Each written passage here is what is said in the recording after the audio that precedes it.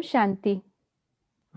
इस पूरे सृष्टि चक्र में जितनी भी आत्माएं अपना पार्ट प्ले करती हैं, तीनों लोकों में जितनी भी आत्माएं हैं, उन सब में से सबसे ज्यादा महिमा योग्य जो आत्मा है वो है परमपिता परमात्मा। और परमात्मा के साथ साथ वे आत्माएं जिन्होंने अपना पार्ट परमात्मा के साथ प्ले किया, जिन्होंने परमात्मा से सभी गुण सभी शक्तियां अपना पूरा वर्षा लिया, जिन्होंने परमात्मा को वो जो है जैसे हैं और जितने हैं वैसे पहचाना और उनके साथ साथ अपने पूरे जीवन को समर्पित करते हुए परमात्मा के अंग संग रहकर वैसी प्रारब्ध बनाई। तो ऐसे ही कोटों में कौ और कौ में भी कौ आत्माएं जिन्होंने परमात्मा स्वयं भाग्य विधाता से अपना भाग्य बनवाया, आज हम ऐसे ही एक और आत्मा से मिलने जा रहे हैं। आज हमारे बीच में पंजाब में से फरीदकोट से जुड़ रहे हैं आदरणीय प्रेम दीदी जी। ओम शांति दीदी। आदरणीय दीदी जी के विषय में मैं थोड़ा सा आपको संक्षिप्त परिचय देना चाहूंगी। वर्तमान समय पंजाब जोन के सर्व सेवाएं संभालने वाले पंजाब जोन के इंचार्ज आदरणीय प्रेम दीदी जी, आप 1965 में इस ईश्वरीय ज्ञान में आए और आपने 1965 में ही अपने जीवन को समर्पित भी कर दिया। जैसे झाटकू समर्पित बाबा कहते हैं, ऐसा ही आपका जीवन देखने में आता है। साकार मम्मा और साकार बाबा के हस्तों से पले हुए, उनकी पालना प्राप्त किए हुए आप वे अनन्य रतन हैं जो आज भी उस पालना की खुशबू न केवल पंजाब जोन में लेकिन अलग अलग माध्यम से पूरे विश्व में फैला रहे हैं। आप बिजनेस इंडस्ट्री विंग के जोनल कोऑर्डिनेटर भी हैं। युवाओं या किसी भी उम्र के किसी भी क्षेत्र के व्यक्ति के साथ में आप वैसे ही अपने मिलनसार स्वभाव और हर्षित मुख चेहरे के साथ घुल मिल जाते हैं और उनको वो प्राप्ति कराते हैं जिसके लिए वे आत्माएं जन्मों जन्मों से तरस रही थीं। तो ऐसे परमात्मा पालना और परमात्मा शक्ति को अपने अंदर संजोए हुए आदरणीय प्रेम दीदी जी का हम सभी हमारे बीच में हार्दिक स्वागत करते हैं, अभिनंदन करते हैं। धन्यवाद दीदी आपका हमारे बीच में आने के लिए। ओम शांति दीदी। दीदी, जैसे कि आपने हमें पता है आप 1965 में साकार मम्मा बाबा के समय पर ही ज्ञान में आए, तो कैसी थी दीदी आपकी ज्ञान की यात्रा? कैसे परिचय मिला आपको कि धरती पर भगवान आए हैं और आकर के अपने बच्चों को चुन रहे हैं, और कैसे पहचाना आपने बाबा को? बहुत अच्छा प्रश्न आपने किया और मैं आपको बताना चाहूंगी कि 1965 में मैं प्रजापिता ब्रह्मा कुमारी ईश्वरीय विश्वविद्यालय के संपर्क में आई। लौकिक में जो हमारा परिवार था बहुत धार्मिक विचारों का था, मंदिर में, गुरुद्वारे में, सत्संग में आदि भी जाते थे। और इसी दौरान लौकिक हमारे एक संबंधी घर में आए। उन दिनों में मातेश्वरी जी अमृतसर आए थे, तो उन्होंने निमंत्रण दिया कि माता जी आप मातेश्वरी जी के प्रवचन सुनने के लिए चलेंगे, मैं आपको निमंत्रण देने के लिए आया। तो माता जी को बहुत खुशी हुई और वो मातेश्वरी जी के प्रवचन सुनने के लिए सेवा केंद्र पर गए। तो खोज तो उनको थी परमात्मा की। तो वहां पर जब मातेश्वरी जी के दर्शन किए और उनकी पर्सनैलिटी, उनकी रूहानी दृष्टि, उनके मीठे बोल माता जी को बहुत प्रभावित। और जब जिनको हम प्यार में मातेश्वरी जी को मम्मा कहते हैं, तो उन्होंने मम्मा के प्रवचन सुने, तो उसमें बहुत सारी ऐसी बातें थी जो उनके दिल में लग गई। उसमें एक बात बताती हूँ कि उसमें मम्मा ने ये कहा था कि देखो, कहती है बिन बिन हुक्मे झूले नहीं पत्ता, भगवान के हुक्म के बिगड़ तो पत्ता नहीं हिल सकता। तो मम्मा ने कहा कि भगवान तो सृष्टि का मालिक है, भगवान तो सृष्टि का रचयिता है, उसके ऊपर तो बहुत जिम्मेवारी है। तो क्या वो सृष्टि का मालिक पत्ते को कहेगा हिल तो वो हिलेगा? ये जबकि काम हवा भी कर सकती है, तो भगवान क्या करता है? ये जैसे प्रश्न आया और मम्मा ने बहुत सारी आगे पॉइंट्स देकर के क्लियर किया। तो माता जी ने जब ये प्रश्न सुना तो बहुत प्रभावित हुए। तो उन्होंने आकर के परिवार में भी बहुत अच्छी अच्छी मम्मा की बातें सुनाई। तो उससे ये अंदर में क्वेश्चन था कि भगवान कौन है, वो क्या करता है? क्योंकि भगवान के लिए तो यही सुना था कि वो कण कण में है, वो हर जगह पर है। परंतु मम्मा के ये बात सुनकर के मन में उथल पुथल हो गई, और उससे एक जो मन में क्वेश्चन रहता था कि भगवान कौन है, क्या करता है, क्या नहीं करता है, तो उससे फिर ये विश्वास हुआ कि इस जगह से हमारे मन में जो बचपन से प्रश्न है उनका समाधान हो सकता है। तो उसके बाद फिर माता जी वहां पर गए और ऐसा कहे कि इच्छा थी भगवान से मिलने की, दिल को दिल से रहा, इच्छा थी, और ऐसा महसूस हुआ कि यहाँ पर भगवान का परिचय, भगवान के बारे में, उसकी रचना के बारे में अच्छी तरह से मालूम पड़ा, ऐसा महसूस किया। तो आपने बताया दीदी कि कैसे आपकी माताजी के साथ-साथ आप गए और आपने इस ज्ञान को समझा। लेकिन जब आप मम्मा से स्वयं मिले या बाबा से स्वयं मिले, उस समय आपको क्या अनुभूति हुई होगी जब पहली बार आप इस कल्प में उनसे मिले? वो मैं आपको बताती हूँ कि माता जी गए थे, उसके बाद वो भी मुझे ब्रह्मा कुमारी आश्रम में लेकर के गए।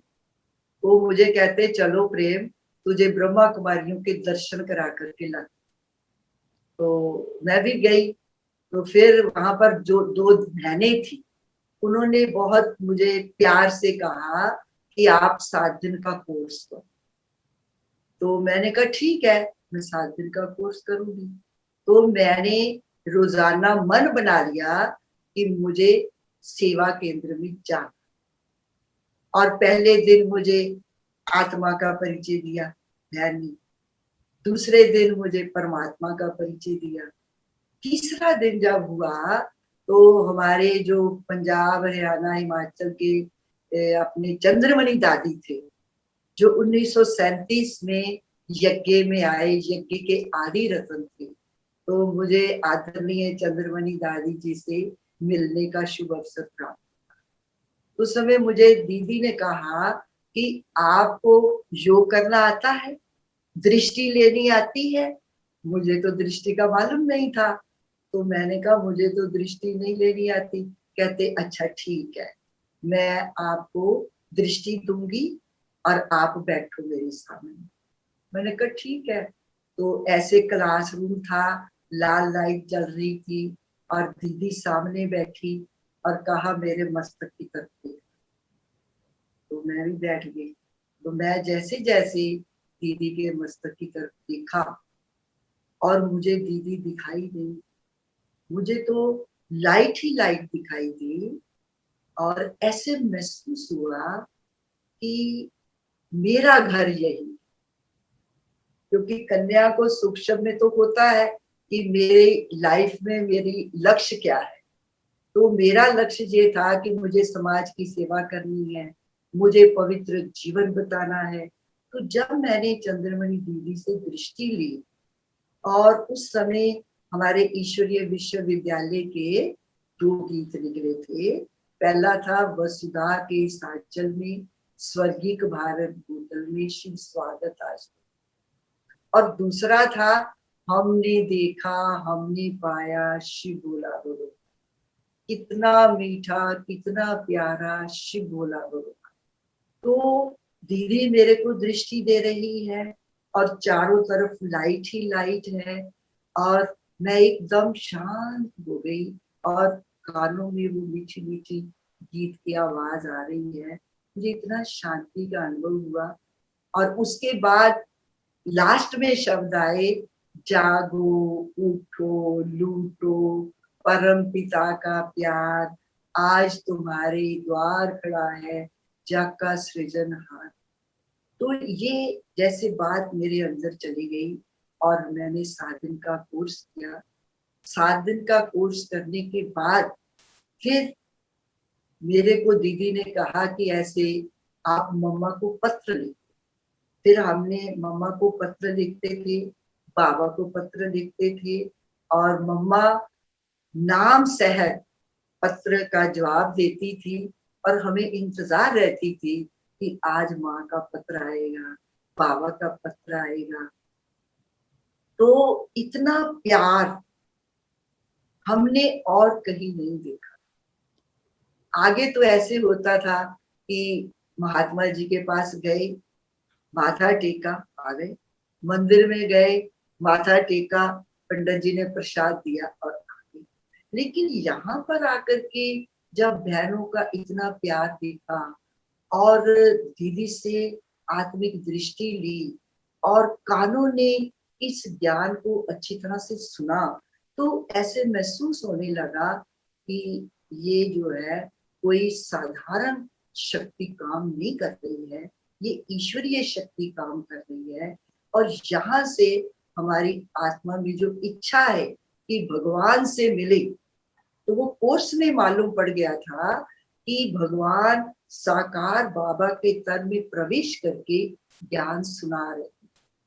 तो फिर हमारा जाना मधुबन में, उसके बाद फिर वहां का जो वातावरण था और वहां बाबा से मिले, तो बाबा ने जो दृष्टि दी वो तो हमारी सृष्टि बदल दी।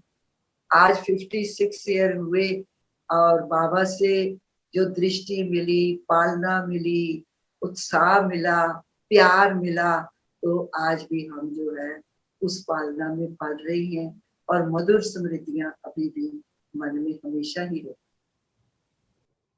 बहुत सुंदर अनुभव दीदी कि कैसे स्नेह के सागर ने आपको सच्चे स्नेह का इतनी छोटी सी आयु में अनुभव कराया। और आपने दीदी विशेषता शायद कौटुंबिक इसलिए भी आप रहे कि आपने अपने आप को झाटकू रूप से समर्पित किया। तो ये अनुभव या ये डिसीजन कि मुझे जीवन भर अब यही सेवा करनी है, यही मेरा माँ है, यही मेरी माँ है, यही मेरा वास्तविक पिता है, यही मेरा संसार है। ये फीलिंग आपको कैसे आई? और समर्पित होने का इतना तुरंत आपने डिसीजन कैसे लिया? वो मैं आपको बताती हूँ कि जब हम 1965 में माउंट आबू गए, तो बाबा से मिलने की बहुत इच्छा थी ना। तो सुबह हमारी पार्टी पहुंची, तो हमारे को तो दिल करे कि हम अभी बाबा से मिले।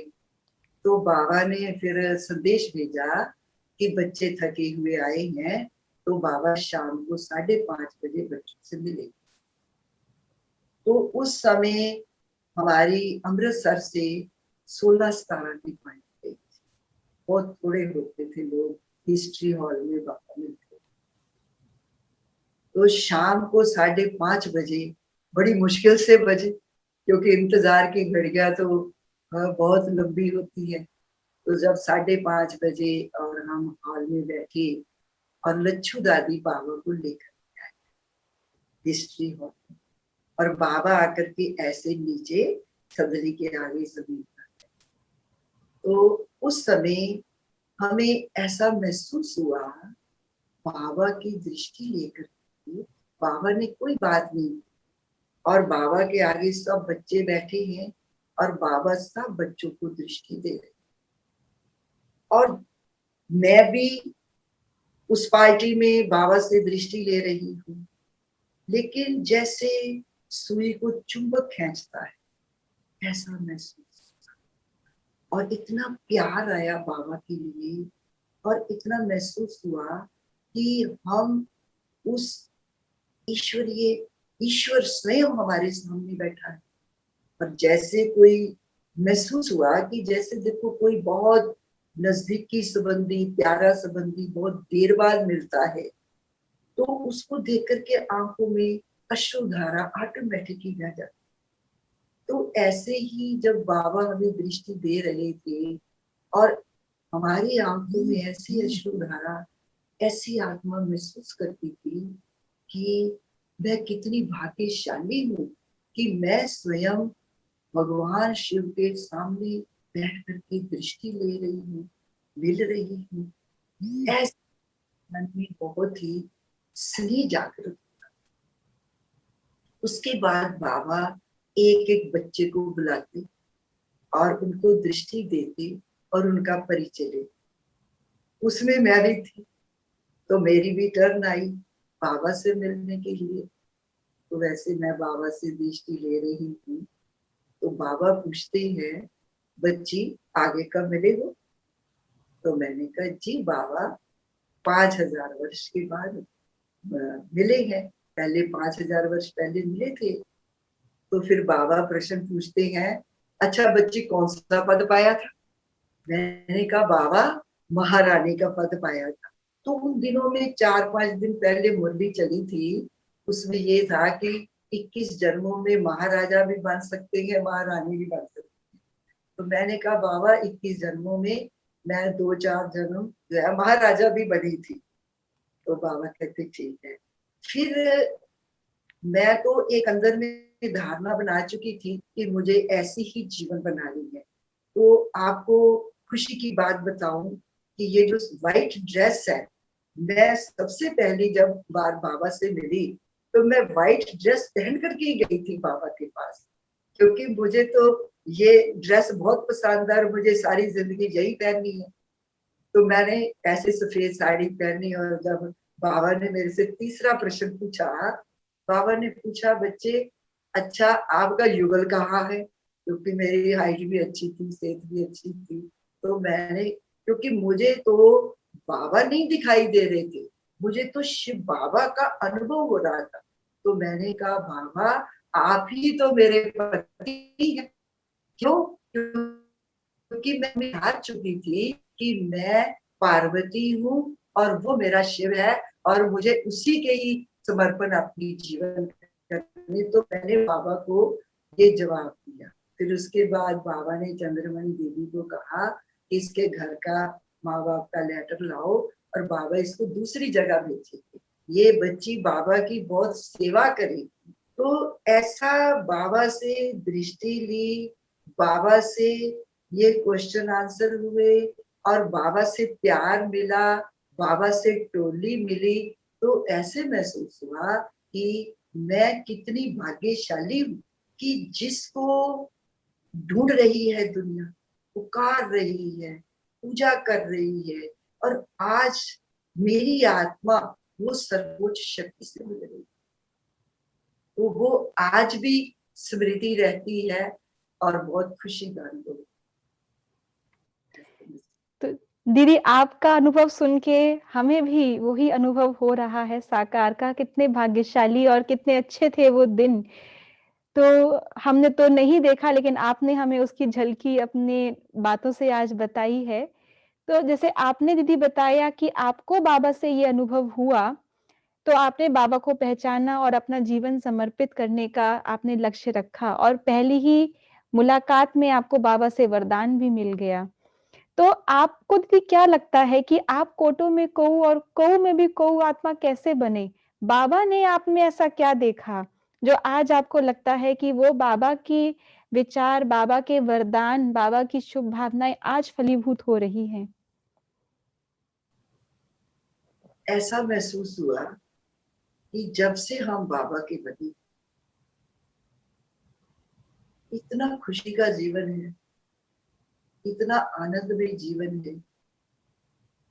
56 ईयर हुए मुझे, और ऐसे लगता है कि इतने वर्ष नहीं, ये मिनटों की बात।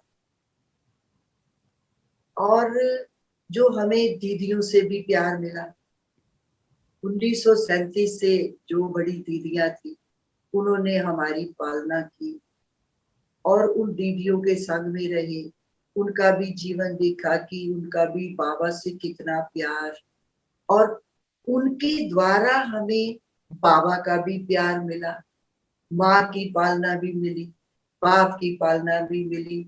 लौकिक संबंध तो जैसे भूल ही गए, और हमारा यही परिवार है, हमको यही रहना है।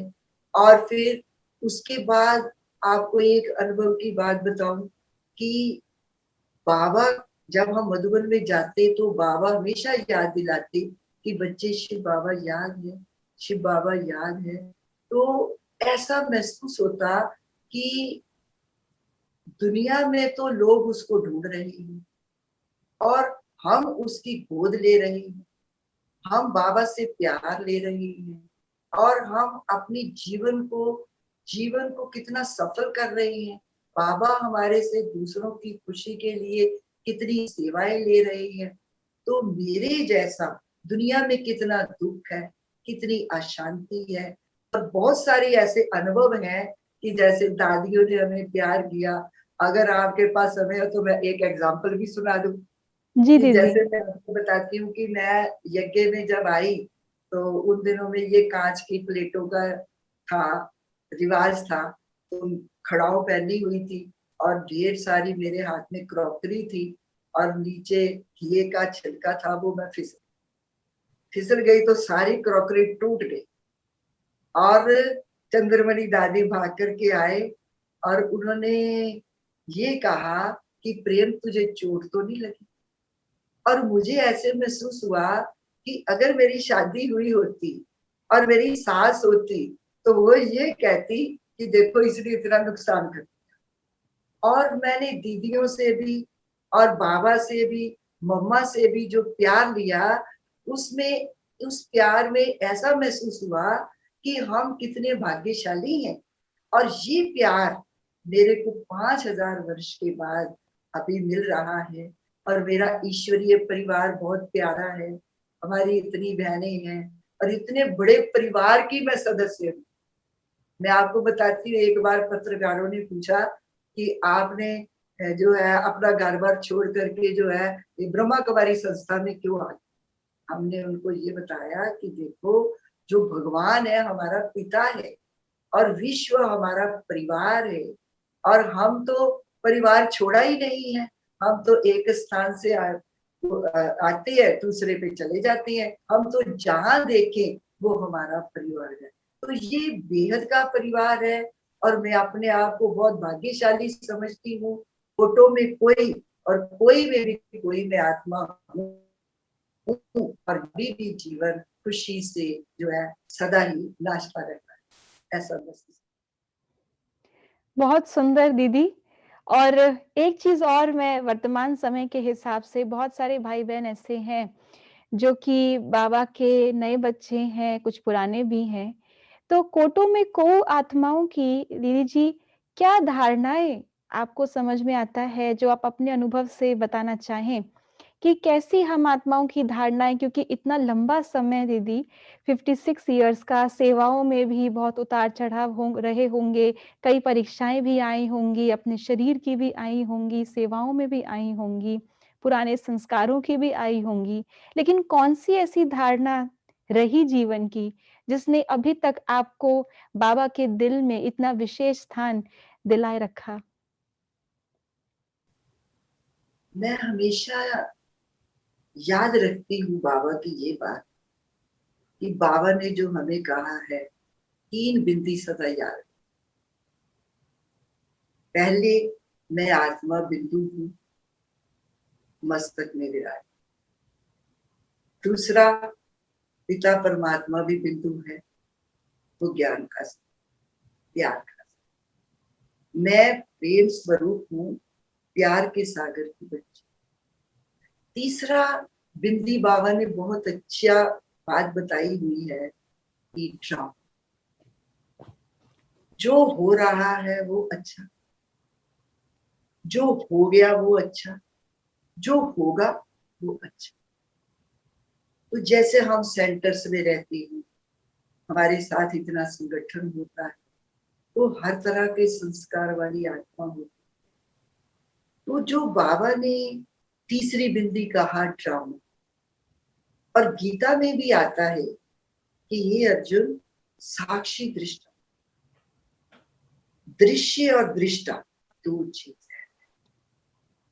साक्षी होकर के ये दृश्य होते। तो हमेशा मैं याद रखती हूँ कि जो हमारे अंग संग रहती है, हमारा ये ईश्वरीय परिवार है या बहुत आत्माएं संपर्क में आती है, तो हर आत्मा को भगवान ने पाठधारी बना करके भेजा। तो हर एक का पाठ अच्छा है, हर आत्मा अपने संस्कारों के अनुसार पाठ बजा। तो उसमें फिर मैं ज्यादा क्यों, क्या, कैसे, किस लिए, मैं कभी इस बात में नहीं जाती। हर बाबा का बच्चा है, बहुत प्यारा है, उसने भगवान को जीवन दिया है।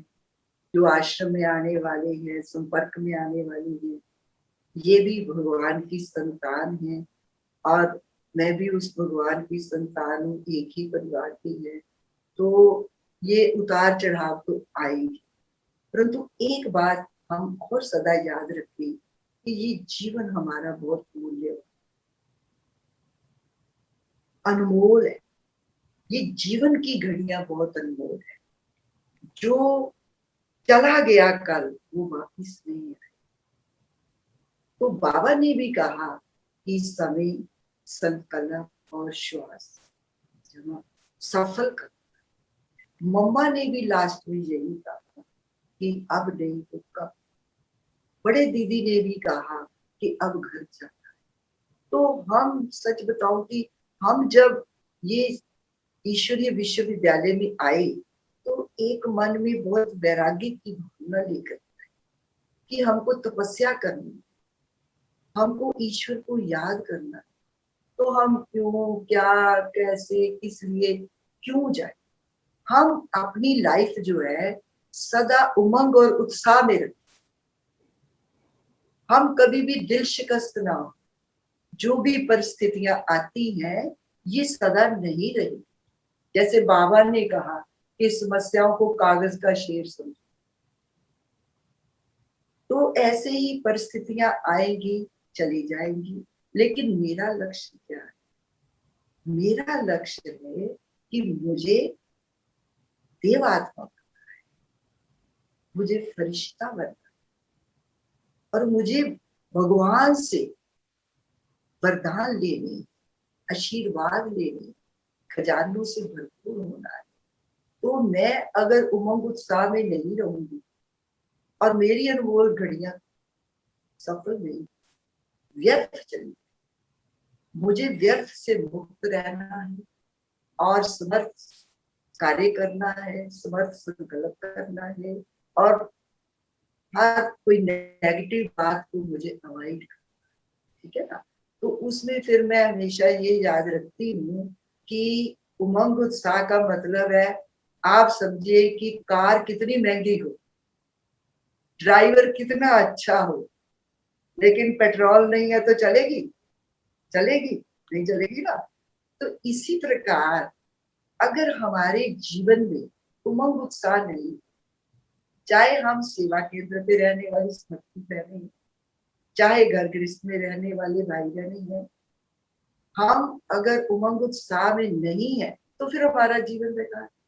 फिर तो हम अपने जीवन के अनमोल घड़ियों को व्यर्थ गवा रहे हैं। तो इसलिए हमें सदा ये अपने मूल्यवान जीवन को समझते हुए इन घड़ियों को सदा सफल करना है और सफलता को पाना है, ऐसा मैं लक्ष्य रखती हूँ। बहुत सुंदर दीदी। तो हमेशा 3 बिंदियों की स्मृति में रहना, अपने श्रेष्ठ लक्ष्य की स्मृति में रहना, और हमें जो इस समय ये दुर्लभ जीवन मिला है, जिसमें भी बहुत गई थोड़ी रही, थोड़ी की भी थोड़ी रही, उस जीवन की कद्र करना, उस समय को पहचानना और उमंग उत्साह से आगे बढ़ते रहना। बहुत सुंदर धारणाएं दीदी, जिससे हम सभी को एक और बार थोड़ा और बल मिलेगा कि हम भी इन धारणाओं पे चलें और अपना जीवन ज्ञान युक्त, योग युक्त, धारणाओं से युक्त बना सके। तो दीदी, आप हमारे बीच में आज आए, ना केवल आपने आज अपने जीवन के वो पन्ने खोले जिससे हमें भी साकार का अनुभव थोड़ा दिलाया, लेकिन अपनी धारणाएं भी बताई और हमें कैसे चलना है वो भी इशारों इशारों में आपने बता दिया। तो अपना बहुमूल्य समय देने के लिए और हमारे बीच में जुड़ने के लिए दीदी, आपका बहुत बहुत तहे दिल से शुक्रिया है दीदी। तो ऐसे ही हम सभी और भी कोटों में कोऊ और कोऊ में भी कोऊ आत्माओं को आपके समक्ष ऑनलाइन माध्यम से लाते रहेंगे, ताकि उनके जीवन की झलकियां हम भी पा सके, उनके जीवन की धारणाओं से हम भी कुछ शिक्षाएं ले सके और उनके साथ साथ हम भी आगे और उन्नति को उड़ती कला में जा सके। ओम शांति।